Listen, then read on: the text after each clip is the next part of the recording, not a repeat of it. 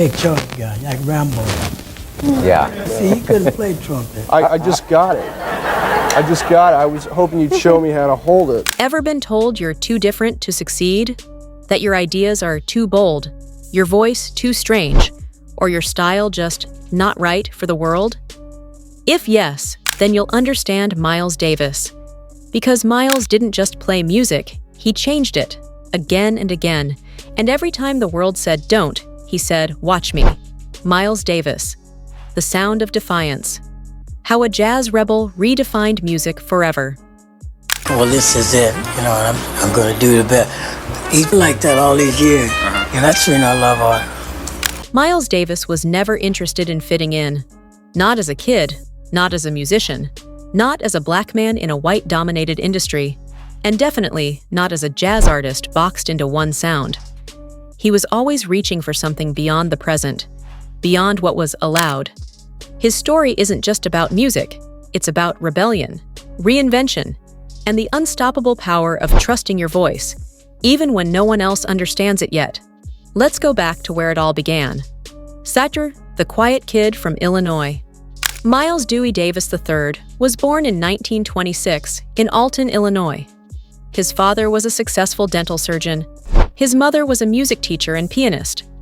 So, yeah, there was music in the house. Take Charlie guy, like Rambo. Yeah. See, he couldn't play trumpet. I just got it. I was hoping you'd show me how to hold it. But Miles didn't start out bold. He was actually quiet, introverted, observant. He grew up in East Street, Lewis, and by the age of 13, he got his first trumpet, one of the only instruments that allowed him to speak without words. He practiced non-stop. His tone became clear, sharp, emotional. It didn't just fill the room, it cut through it. He wasn't trying to be famous, he was trying to feel something real. Big dreams in a big city. By 18, Miles was on a bus to New York City to attend Juilliard. But school wasn't where his heart was. The real education? It was happening in late-night jam sessions in Harlem clubs, among jazz legends like Charlie Parker and Dizzy Gillespie. They were fast, loud, chaotic. And Miles? He was still quiet. Twisterst, kind of blue and kind of genius. In 1959, Miles dropped Kind of Blue. Let's pause here for a second. Kind of Blue wasn't just a jazz album. It was a revolution. The entire structure was different. It was modal jazz, focused less on complicated chord changes and more on mood, space, freedom. Can understand what we're doing now, you know. The old jazz players It was like someone stopped trying to speak in paragraphs and started speaking in poetry. The result? The best-selling jazz album of all time. But more than sales, it changed how musicians thought. John Coltrane, Bill Evans, Herbie Hancock, some of the greatest minds in music were impacted by this one project. And Miles? He didn't stop there. Tiao. Change or die. Most artists spend their lives chasing one big hit. But Miles Davis refused to repeat himself, even when he was at the top. As soon as the world caught up with what he was doing, he was already on to the next sound. From bebop to cool jazz. From cool jazz to modal jazz. From modal jazz to electric fusion, and then beyond. In the late 1960s, he did something unheard of. They don't use what we use, synthesizers and stuff like that, keyboards. They still play the same thing. Rock bands like Led Zeppelin, funk groups like Sly and the Family Stone, and even early hip-hop artists, many pulled energy from Miles's wild experimentation. He showed the world jazz didn't belong in museums. It belonged in the streets, in the clubs, in headphones, in motion. Zekutiru, the struggle behind the sound.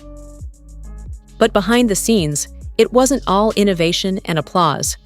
Miles battled drug addiction. He went silent for years, sometimes out of pain, sometimes out of protest. He faced racism in the industry, even after becoming a star. He was once beaten by a white police officer, outside a club where his name was headlining, just for standing on the sidewalk. He He also lived with deep emotional scars, heartbreak, betrayal, inner demons. His sound often carried that weight, that sadness, that fire, and yet he kept creating. Because for Miles, music was survival. You know, they look to someone else. Herbie's got his. Herbie Hancock with scratchings and stuff. We don't like that so much. The fashion, the silence, the comeback. In the 70s and 80s, Miles became as much a visual icon as a musical one. Sharp suits, sunglasses, fierce presence. He wasn't trying to look cool. He was cool because he didn't care if you liked it or not. After disappearing from music for a few years in the late 70s, due to health and burnout, he came roaring back in the 80s, with new sounds, new bands, new energy. He collaborated with pop artists, performed with Prince, experimented with funk, rock, even synths, always shifting, always evolving. Where others looked for comfort, Miles chased the edge. Playing jazz festival in Europe? Yes, I love jazz festivals. What about Malta? You're arriving late. What is the next direction in jazz? But I don't know. Siakru cultural impact. Not just a jazz musician. Miles Davis wasn't just a jazz guy. He was a cultural force. He challenged the idea that jazz had to sound one way. He refused to tone himself down for white audiences. He opened doors for Black artists in genres far beyond jazz. He blurred lines between art, race, class, sound, and silence. His career spanned 5 decades. And with each decade, he forced music and musicians to question their limits. That's not just talent. That's vision. That's leadership. Why Miles still matters today. Even now, decades after his death in 1991, Miles Davis is still shaping the sound of modern music.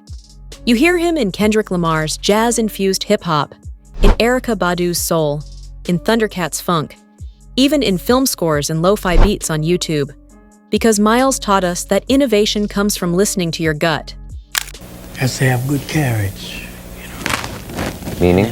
Meaning have to look like what they're going to play. Tenor players have a certain way they stand. Yeah. Taking risks.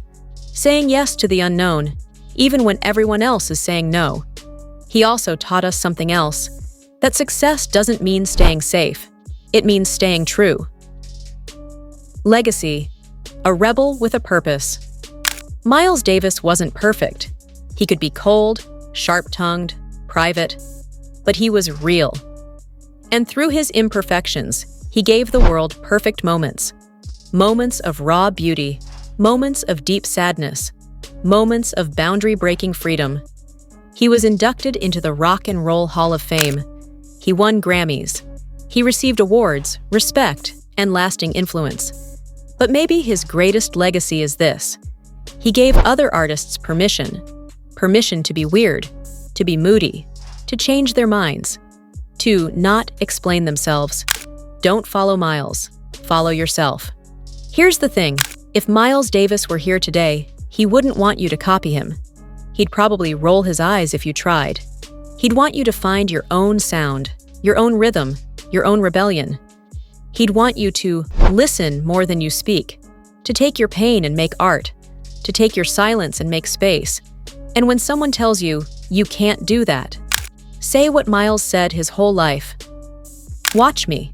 If Miles' story lit a fire in you, can you state, like, share, and subscribe to my channel LMS Music, and check out my playlist for more great videos. Until next time, keep the music playing.